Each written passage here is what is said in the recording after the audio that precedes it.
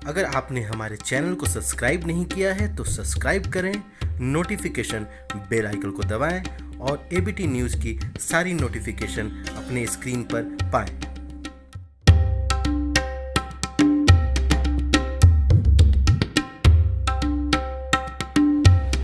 चाहे Ladakh Buddhist association हो, अंजुमन Imamia association हो, या मोनुल इस्लाम हो, क्रिश्चियन एसोसिएशन हो, हिंदू महासभा हो, सबने एक ही आवाज में कहा कि हमें यूटी चाहिए। राजनाथ सिंह जी पूछ रहे थे और क्या चाहिए बोलो, और हमने कहा और कुछ नहीं चाहिए, सिर्फ यूटी चाहिए। हमने ये कहा था। आज अध्यक्ष जी सुनने की क्षमता रखिए, सुनने की क्षमता रखिए। अभी तो टीलर है, सुनने की क्षमता रखिए। अध्यक्ष जी, उत्तर भारत के जम्मू और कश्मीर प्रांत का एक धरातल जो उत्तर में काराकोरम पर्वत और दक्षिण में हिमालय पर्वत के मध्य स्थित है, लद्दाख। अब लद्दाख बन चुका है एक केंद्र शासित प्रदेश। लद्दाख का क्षेत्रफल 97,776 वर्ग किलोमीटर है। इसके उत्तर में चीन तथा पूर्व में तिब्बत की सीमाएं हैं। सीमावर्ती स्थिति के कारण सामरिक दृष्टि से इसका बड़ा महत्व है। लद्दाख उत्तरी पश्चिमी हिमालय के पर्वतीय क्रम में आता है, जहां का अधिकांश धरातल कृषि योग्य नहीं है। गार्डविन, आस्टीन और कासर ब्रूम जैसी सर्वाधिक ऊंची चोटियां हैं। यहाँ की जलवायु अत्यंत शुष्क एवं कठोर है। वार्षिक वृष्टि 3.2 इंच तथा वार्षिक औसत तापमान 5 डिग्री है। नदियाँ दिन में कुछ ही समय प्रवाहित हो पाती हैं, शेष समय में बर्फ जम जाती है। सिंधु मुख्य नदी है। जिले की राजधानी प्रमुख नगर लेह है, जिसके उत्तर में काराकोरम पर्वत तथा दर्रा है। अधिकांश जनसंख्या घुमक्कड़ है, जिसकी प्रवृत्ति, संस्कार एवं रहन सहन तिब्बत एवं नेपाल से प्रभावित है।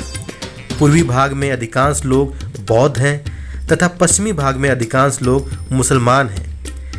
हेमिस गोपा बौद्धों का सबसे बड़ा धार्मिक स्थान है। आइए जानते हैं आखिर लद्दाख को जम्मू कश्मीर से अलग करके एक केंद्र शासित प्रदेश क्यों बनाया गया। भारत का अभिन्न अंग बना जम्मू कश्मीर। जी हाँ, जम्मू कश्मीर से धारा 370 को समाप्त करने वाला विधेयक लोकसभा में भी अब भारी बहुमत से पारित हो चुका है। विधेयक के पक्ष में 370 मत और विरोध में केवल 70 मत पड़ना यह दर्शाता है कि धारा 370 हटना सबके लिए एक खुशी का विषय है। इन सब के बीच हम आपको बताएंगे कि आखिर क्यों जरूरी था जम्मू कश्मीर से लद्दाख को अलग करना। जम्मू कश्मीर में आर्टिकल 370 को निष्प्रभावी करने के बाद अलग राज्य का पुनर्गठन करने की तैयारी भी संभवतः कर ली गई है। राज्यसभा में राज्य का पुनर्गठन बिल पास होने के बाद ये तय है कि जम्मू कश्मीर 2 हिस्सों में बंट जाएगा, क्योंकि सरकार के पास लोकसभा में पहले से ही स्पष्ट बहुमत है। ऐसे में बिल पास होने के बाद लद्दाख एक अलग केंद्र शासित प्रदेश के रूप में भारत के नक्शे पर आ जाएगा। लेकिन यहाँ सवाल ये है कि आखिर केंद्र सरकार को आर्टिकल 370 को निष्प्रभावी करने के साथ साथ लद्दाख को अलग करने की जरूरत क्यों पड़ी। लंबे अरसे से लद्दाख को अलग करने की हो रही थी मांग। जी हाँ, लद्दाख का पूरा इलाका बौद्ध बाहुल्य क्षेत्र है। इस इलाके को 1979 में कारगिल के लेह के 2 जिलों में बांटा गया था। लेह जिले में 90% के आसपास बौद्ध आबादी है और सैकड़ों की संख्या में मठ बने हुए हैं। इस इलाके में करीब 20% मुसलमान हैं, जो ज़्यादातर कारगिल जिले में रहते हैं। 1989 में पहली बार इलाके में बौद्ध और मुसलमानों के बीच दंगे हुए थे। उसके बाद से ही लद्दाख को जम्मू कश्मीर से अलग करने की मांग तेज होने लगी थी। सन 1989 में ही Ladakh autonomous hill development council का गठन हुआ और तब से ही लद्दाख को जम्मू कश्मीर से अलग करने की मांग तेज होती गई। इस पूरे इलाके की संस्कृति जम्मू और कश्मीर दोनों से अलग है, इसलिए यहाँ के स्थानीय लोग अक्सर स्थानीय सरकार के खिलाफ देखे जाते हैं।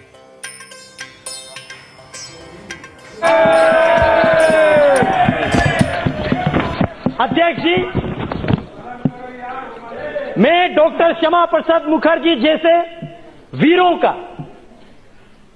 कुशोक बाकुला रिम्पोची जैसे महान व्यक्तियों का, थुप्तान छेवांग जैसे जिन्होंने लद्दाख को यह दिशा दिया कि हमें भारत के साथ रहना है, भारत के जयकार करना है, अपने देश के लिए मत मिटने के लिए तैयार रहना है। और आज तक बहुत सारे यहां पे हिस्ट्री का रेफरेंस दे रहा था। मैं याद दिलाना चाहूंगा, चाहे 1965 के वार हो, 1971 का हो, या 1999 का हो, या 1948 के कबीले हमला का हो, इतिहास चेक करके देखिए, लद्दाखी ने हमेशा बलिदान दिया, हमेशा देश के लिए मर मिटने के लिए तैयार रहा। लेकिन दुर्भाग्य की बात है, आज यहां पे मेरे साथी कश्मीर के ऑनरेबल मेंबर पूछ रहे थे, धारा 370 हटने से क्या खोएंगे।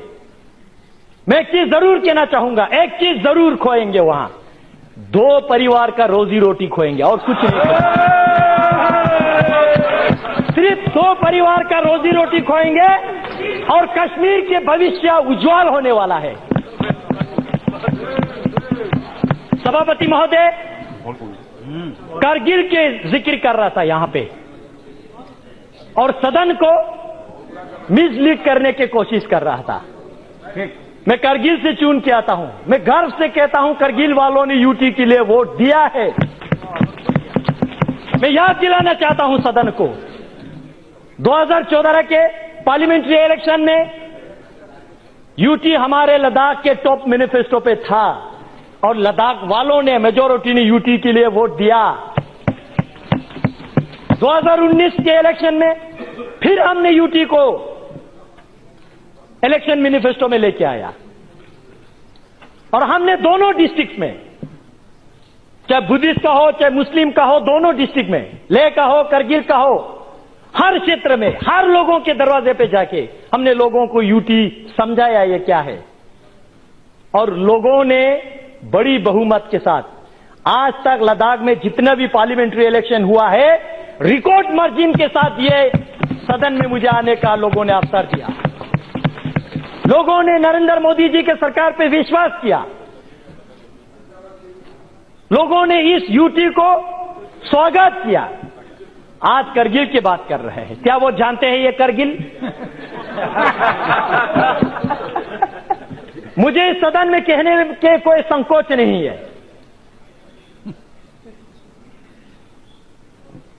तब के गृह मंत्री माननीय राजनाथ सिंह जी अब ले पधारे थे, all party parliamentary delegation Jammu गए थे, कश्मीर गए थे और आप ले आए थे तब के होम सेक्रेटरी के साथ। पूरे लद्दाख के हर पॉलिटिकल पार्टीज के, बीजेपी, कांग्रेस, पीडीपी, एनसी लेके, मैं कश्मीर की बात नहीं कर रहा हूं, वहां अलग वातावरण है, मैं लेके बात कर रहा हूं। और साथ ही साथ हर रिलीजियस ऑर्गेनाइजेशन के, चाहे लद्दाख बुद्धिस्ट एसोसिएशन हो, अंजुमन इमामिया एसोसिएशन हो, या मोनुल इस्लाम हो, क्रिश्चियन एसोसिएशन हो, हिंदू महासभा हो, सब ने एक ही आवाज में कहा कि हमें यूटी चाहिए। राजनाथ सिंह जी पूछ रहे थे और क्या चाहिए बोलो, और हमने कहा और कुछ नहीं चाहिए, सिर्फ यूटी चाहिए। हमने ये कहा था। आज अध्यक्ष जी सुनने की क्षमता रखिए, सुनने की क्षमता रखिए, अभी तो टीलर है, सुनने की क्षमता रखिए। अध्यक्ष जी, लेकिन उस वक्त एक दुर्घटना हमारे साथ घटी, आज मैं इस सदन को अवगत करना चाहूंगा। तब के लेह में आपके एनसी के डिस्ट्रिक्ट प्रेसिडेंट, पीडीपी के डिस्ट्रिक्ट प्रेसिडेंट, जिन्होंने यूटी के मेमोरेंडम को साइन किया, उन लोगों को आपके कश्मीर के एनसी और पीडीपी ने वहां से प्रेस रिलीज जारी करके अपने पार्टी से बाहर निकाल दिया।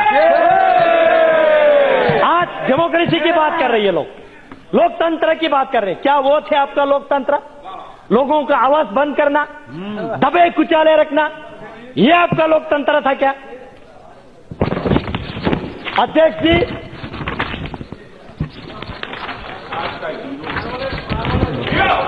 अध्यक्ष जी, मैं कल 11 बजे राज्यसभा के चर्चा शुरू होने से अभी तक मैं सुन रहा था। बहुत लोगों ने इक्वलिटी की बात किया। धारा 370 जाएगा तो जम्मू कश्मीर में इक्वलिटी नहीं रहेगा, ये होगा वो होगा। मैं सदन से पूछना चाहता हूं, आपके माध्यम से इस सदन में मैं उनको पूछना चाहता हूं जो ऐसा वक्तव्य देते हैं। आपने जब भारत सरकार से फंड लेते समय आज जम्मू कश्मीर लद्दाख तीनों क्षेत्र आप फंड लेके जाते हो, जब लद्दाख में विकास करने के लिए आते हो तो पूरे लद्दाख के फंड आप कश्मीर में खा जाते हो। क्या ये आपका इक्वालिटी है? क्या ये है आपका इक्वालिटी? जम्मू कश्मीर में 2 कैपिटल है, एक समर कैपिटल और एक विंटर कैपिटल। मैं पर्टिकुलरली मेंशन करके मैं आपको कह रहा हूं, दोनों वहां पे सिविल सेक्रेटरीट है। आप डेटा खोल के देखिए, उस सिविल सेक्रेटरीट में लद्दाख के कितना मुलाजिम है। क्या यह है आपका इक्वालिटी? अगर आप 1000 एम्प्लॉयज क्रिएट करते हो, जॉब क्रिएट करते हो, जम्मू वाले तो खैर लाख जगड़ के कुछ ले लेते हैं, लेकिन लद्दाख वालों को 10 नौकरियां भी आप नहीं देते। क्या यह है आपका इक्वालिटी? हसनैन मसूदी जी यूनिवर्सिटीज की बात कर रहे थे, मैं उनके साथ कांग्रेस वालों को याद दिलाना चाहता हूं।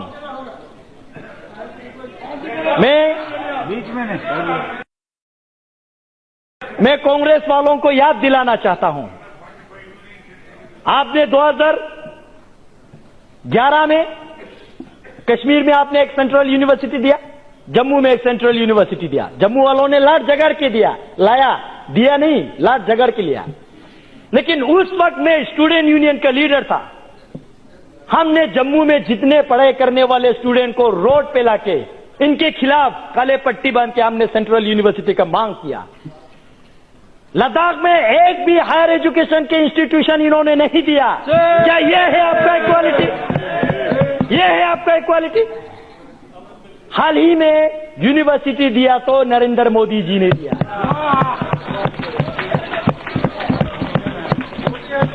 मोदी है तो मुमकिन है सही में। कल राज्यसभा में कांग्रेस के नेता गला फट के कह रहे थे कि भाई लद्दाख के साथ क्या होगा, लद्दाख के साथ क्या होगा। मैं जानना चाहता हूं अध्यक्ष महोदय, आपके माध्यम से मैं जानना चाहता हूं, जब आप 2008 में जम्मू कश्मीर के चीफ मिनिस्टर थे, आपने वहां पे 8 नया डिस्ट्रिक्ट बनाया, जिला 4 आपने कश्मीर को दिया तो जम्मू वालों ने लड़ाई किया तो 4 देना पड़ा। लद्दाख को आपने एक डिस्ट्रिक्ट भी नहीं दिया। क्या यह है आपका इक्वालिटी? यह आपका इक्वालिटी है? आज आप कहते हैं इक्वालिटी, हमारे भाषा लद्दाखी बोटी भाषा कहते हैं। कश्मीरी आपने लिपि ना होने से भी आपने रिकॉग्नाइज किया, एड शेड्यूल में डाल दिया। जम्मू के डोगरी उन्होंने आंदोलन किया तो उनको भी दे दिया। लद्दाख के भाषा को आज तक आपने रिकॉग्नाइज किया। क्या यह है आपका इक्वालिटी? अध्यक्ष जी, सेक्युलरिज्म और डेमोग्राफी की बात किया जा रहा है यहां पे। मैं जानना चाहता हूं, जिस कश्मीरी पंडितों को आपने इस धारा 370 के मिसयूज करते हुए लात मार के रातों रात निकाल दिया, क्या यह है आपका सेक्युलरिज्म? यह है आपका सेक्युलरिज्म?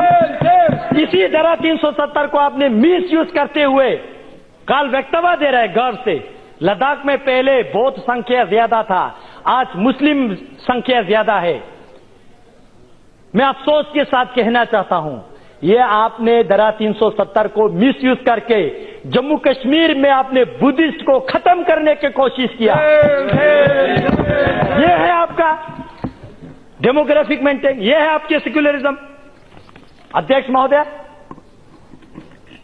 यही जिन परिवारों ने, मैं नहीं कहता हूं कि वहां पे शासन किया, मैं कहता हूं राज किया, यही परिवारों ने 1979 में लद्दाख को बंटवारा किया, बुद्धिस्ट मेजोरिटी के साथ लेह डिस्ट्रिक्ट, मुस्लिम मेजोरिटी के साथ करगिल डिस्ट्रिक्ट, और हम दोनों भाइयों को लड़वाया आज तक। ये है आपका सेक्युलरिज्म? फूट डालो और राज करो, क्या ये है आपका सेक्युलरिज्म? आज करगिल की जिक्र कर रहे थे, कह रहे थे कि करगिल बंद है। किसने कहा आपको करगिल बंद है? जानने की कोशिश कीजिए। मैं हूं लद्दाख से, मैं चुन के आ रहा हूं, आप नहीं आ रहे लद्दाख से। आप बैठिए, आप आराम से बैठिए, आप बैठिए। भाई साहब, आज तक आप लोगों ने बोला, आज हमारा बोलने का मौका है। बैठिए, बैठिए। आप मोदी चाचा ने बैठिए। ये सिर्फ एक रोड और छोटा सा मार्केट को करगिल समझ बैठे हैं। भाई साहब, अगर आपको कारगिल देखना है तो जांस्कार जाइए, वाखा मुलबेक शारगोल जाइए, आर्यन वैली जाइए, दर्शिक गरखोन देखिए। 70% कारगिल के एरियाज जो है, वहां के लोग जो है आज इस डिसीजन को वेलकम करते हैं, इस बिल के समर्थन करते हैं।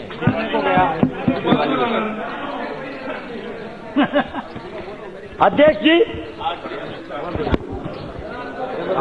आज ये वही वक्तव्य दे रहा है। अध्यक्ष जी सुनिए, मौका दीजिए, बोलने की क्षमता रखिए।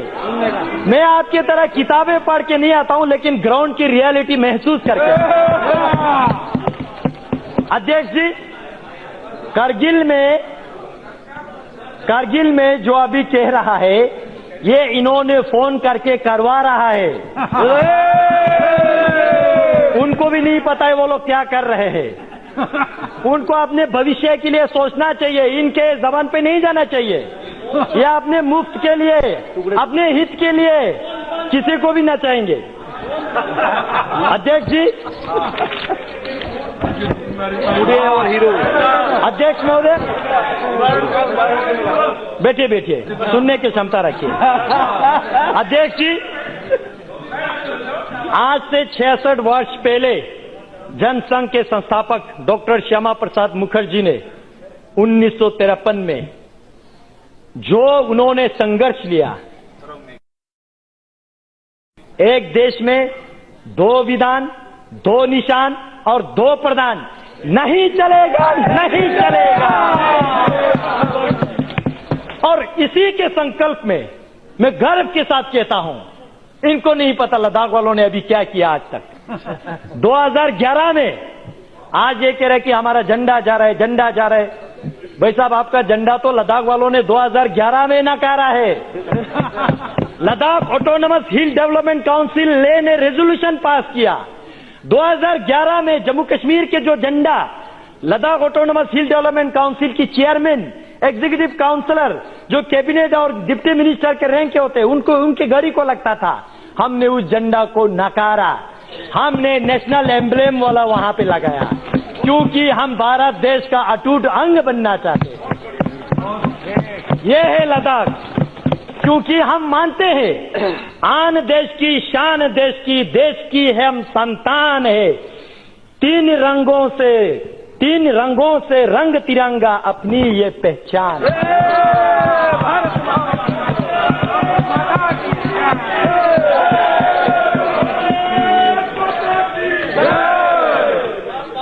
अध्यक्ष जी, बड़े आयरनिकल बात है, पंचायत इलेक्शन में पार्टिसिपेट नहीं करेंगे और जब अपने कुर्सी के बारे आएंगे तो पार्टिसिपेट करेंगे। ग्रास रूट डेमोक्रेसी नहीं आने देंगे, लेकिन अपने घर का रोटी चलना चाहिए। ऐसा विचारधारा हम एक्सेप्ट स्वीकार नहीं करेंगे। अध्यक्ष जी, जो कुछ लोग, जो मैं बार बार 2 परिवार की जिक्र कर रहा हूं, ये परिवारें जो है कश्मीर के मुद्दा जो ढिंडोरा पीट रहा है, वो समाधान चाहने वालों में से नहीं है। They are the parts of problem. वो इस प्रॉब्लम का, इस समस्या का पार्ट बन चुके हैं, अंग बन चुके हैं, नशे में है वो आज भी समझ रहे कि कश्मीर तो मेरा बाप का जागीर है। नहीं रहा, नहीं है। अध्यक्ष जी, मैं अंत में इसको कंक्लूड करने से पहले मैं भारत सरकार को धन्यवाद देना चाहता हूं। श्री नरेंद्र मोदी जी को, गृह मंत्री जी माननीय अमित शाह जी को और पूरे सहयोगी दल को, और जिनका दल नहीं है लेकिन इस बिल के फेवर में आने वाले हैं, उन लोगों को भी मैं पूरे लद्दाख के निवासियों की ओर से धन्यवाद देना चाहता हूं, क्योंकि आज पहली बार इस भारत के इतिहास में लद्दाखियों के सेंटिमेंट को, एस्पिरेशन को सुना जा रहा है। उस लद्दाख के जो चीन के साथ, पाकिस्तान के साथ सीमाएं लगते हैं, उस लद्दाख के महत्वपूर्ण को समझ रहे हैं। इस सरकार में इस बिल को हम वेलकम करते हैं और हम एक अंत में जो लोग अभी तक कंफ्यूज में, उनको एक रिक्वेस्ट छोटा सा करना है।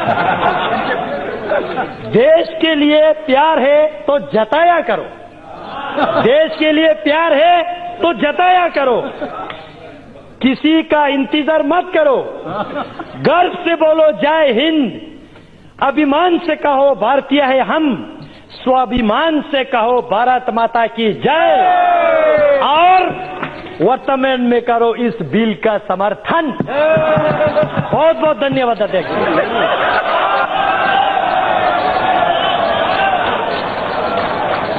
माननीय